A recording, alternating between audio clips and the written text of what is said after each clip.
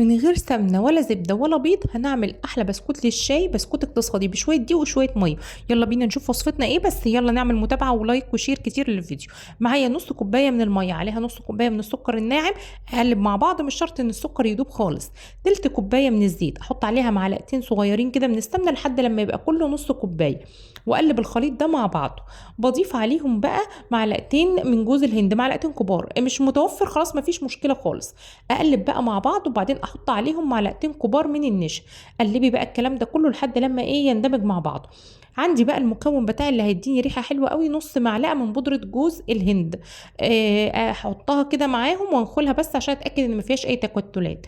وبعدين بقى بنزل بالدقيق بتاعي، 3 كوبايات من الدقيق، عليهم معلقه صغيره من البيكنج باودر، واقلب الكلام ده كله. حطي الدقيق تدريجي لان انت ما تعرفيش نوع الدقيق بتاعك، ممكن يشرب السوائل، تحتاجي 3 كوبايات، تحتاجي اقل، فانزلي بيه تدريجي.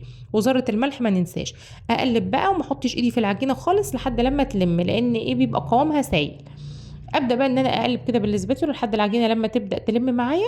وبعدين استغنى بقى عن السباتيولا واستخدم ايدي. بضيف الدقيق بقى هنا، دي كوبايه ثالثه، انا بضيفها تدريجي حبه حبه كده لحد لما تتكون معايا عجينه ناعمه ما فيهاش اي تكتلات وما بتشققش معايا، وتبقى سهله في الفرد، وطبعا ما بتلزقش في الايد. عجينه جميله جدا وريحتها حلوه.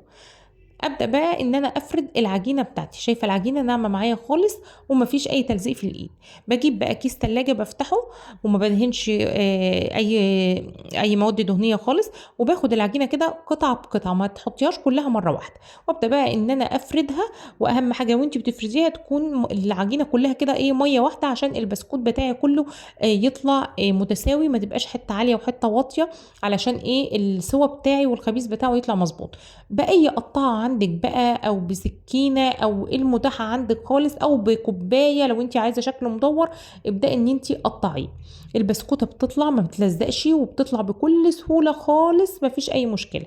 بالشوكه بقى ببدا ان انا اعمل الاخرام كده على وش البسكوته زي البسكوت الجاهز بالظبط، وبرصه في صاج. الصاج ما بدهنوش اي مواد دهنيه خالص، هي البسكوته فيها الماده الدهنيه الكفايه.